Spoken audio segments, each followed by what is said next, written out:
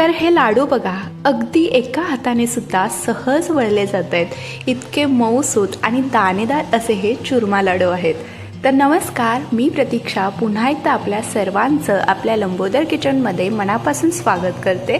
तर आज मी तुमच्यासाठी घेऊन आले गणेश जयंती विशेष गव्हाच्या पिठाचे मऊसूत असे चुरमा लाडूची रेसिपी.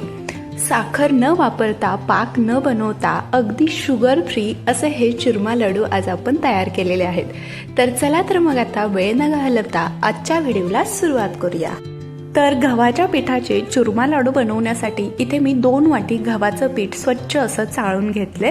तुम्ही कोणत्याही एका कपाने किंवा एकाच वाटीने हे सगळं प्रमाण घेऊ शकता, म्हणजे लाडू जे आहेत ते अगदी अचूक तयार होतात. त्याचबरोबर यामध्ये अगदी चिमूटभर मीठ घालायचं. जर तुम्ही नैवेद्यामध्ये मीठ घालत नसाल तर नाही घातलं तरी देखील चालेल. त्याचबरोबर इथे मी 2 टेबलस्पून इतकं साजूक तूप यामध्ये घातलेलं आहे. आता हे जे तूप आहे ते पिठाला चांगलं असं चोळून घ्यायचं. तर मी प्रत्येक व्हिडिओमध्ये मी तुम्हाला सांगते, जेव्हा आपण पिठामध्ये तेलाचं तुपाचं मोहन घालतो तेव्हा ते पिठाला चांगलं चोळून घ्यायचं, म्हणजे तो जो पदार्थ आहे तो अगदी परफेक्ट बनतो. तर इथे बघा, तूप जे आहे मी पिठाला चांगलं चोळून घेतलंय, याची मूठ बनते, याचाच अर्थ तूप अगदी परफेक्ट आहे.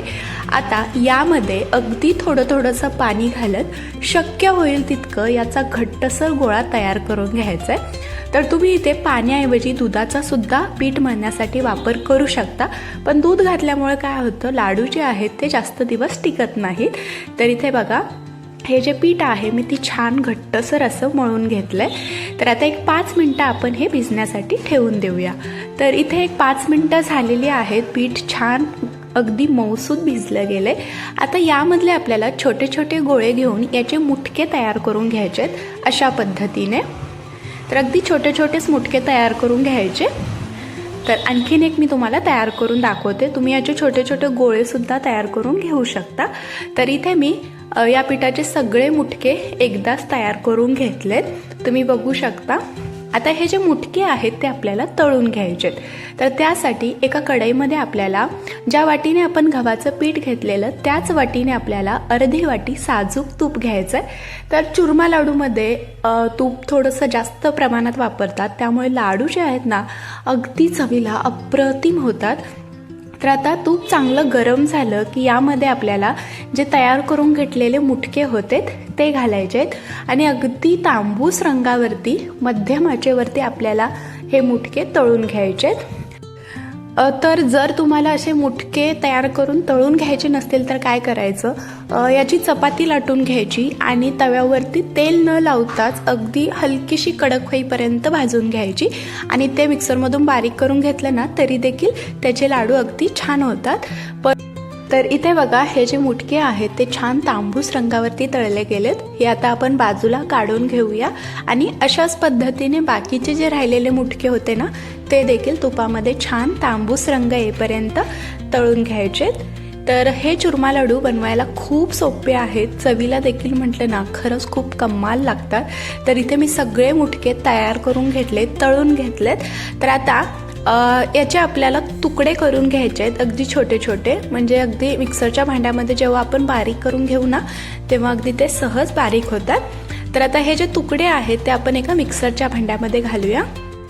तर अगदी 2 बॅचमध्ये मी हे बारीक करून घेणार आहे, म्हणजे अगदी व्यवस्थित बारीक होईल.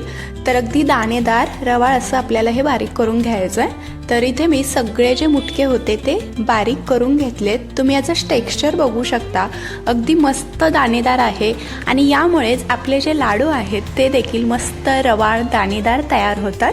तर आता यामध्येच आपल्याला अर्धा चमचा वेलची जायफळची पूड घालायची आहे, त्यामुळे लाडवाची चव अजून मस्त होते. तर आता हे एकदा मिक्स करून घेऊया.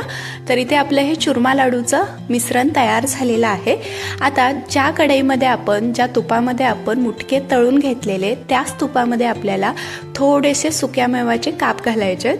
तर हे पूर्णपणे ऑप्शनल आहे, नाही घातलं तरी देखील चालेल. तर आता अगदी तांबूस रंगावरती आपल्याला हा जो सुकामेवा आहे तो तुपामध्ये परतून घ्यायचा आहे. तर इथे बघा, सुकामेवा देखील छान परतून घेतलेला आहे. हे आपण आता तयार करून घेतलेल्या चुरम्यामध्येच घालूया आणि आता याच तुपामध्ये आपल्याला 1 वाटी बारीक चिरलेला गूळ घालायचा आहे. तर आज आपण साखर न वापरता गुळापासून हे चुरमा लाडू तयार करणार आहोत, त्यामुळे ते अजूनच पौष्टिक होतात. तर 2 वाटी गव्हाच्या पिठासाठी 1 वाटी गूळ अगदी परफेक्ट आहे. तर आता अगदी मंद आचेवरती आपल्याला हा जो गूळ आहे तो पूर्णपणे विरघळून घ्यायचा आहे. याचा पाक वगैरे अजिबात करायचा नाही, फक्त गूळ आपल्याला विरघळून घ्यायचा आहे.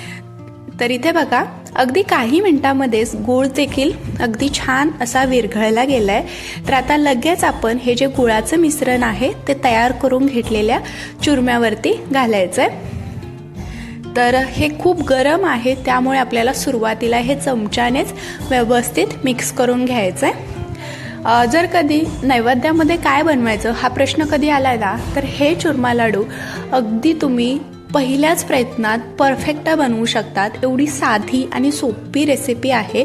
तर आता हे हलकंसं कोमट झालं आहे, हे चमच्याला लागलेलं ते देखील मी काढून घेतलं आहे. आता हातानेच एकदा चांगलं असं मिक्स करून घेऊया. तर हे जे पौष्टिक चुरमा लाडू आहेत ना, ते तुम्ही नैवेद्यासाठीच नव्हे तर मुलांना डब्यामध्ये सुद्धा देऊ शकता, किंवा त्यांना कधी काही गोड खाण्याची इच्छा झाली ना, तर हे लाडू त्यांच्यासाठी अगदी परफेक्ट आहेत. तर आता आपण लगेच याचे लाडू वळून घेऊया. बघा, अगदी सहज हे लाडू वळले जात आहेत की नाही. अगदी परफेक्ट प्रमाण घेतल्यामुळे ना लाडू देखील अगदी परफेक्टच होतात. तर हे जे लाडू आहेत ना, अजून सुंदर दिसण्यासाठी इथे मी थोडीशी खसखस भाजून घेतले आणि यामध्ये हा जो लाडू आहे थोडासा घोळवून घ्यायचा. तर आता बघा काय मस्त अगदी सुंदर दिसतोय हा लाडू. तर इथे आपला हा एक चुरमा लाडू तयार झालेला आहे. तर आता अशाच पद्धतीने आपण बाकीचे सगळे चुरमा लाडू तयार करून घेऊया. तर अगदी साध्या सोप्या पद्धतीने आज मी तुम्हाला चुरमा लाडू कसे बनवायचे हे सांगितलेत. तर इथे आपले सगळे चुरमा लाडू तयार करून घेतलेले आहेत. अगदी या प्रमाणामध्ये तुमचे इथे 18 ते 20 लाडू तयार होतात.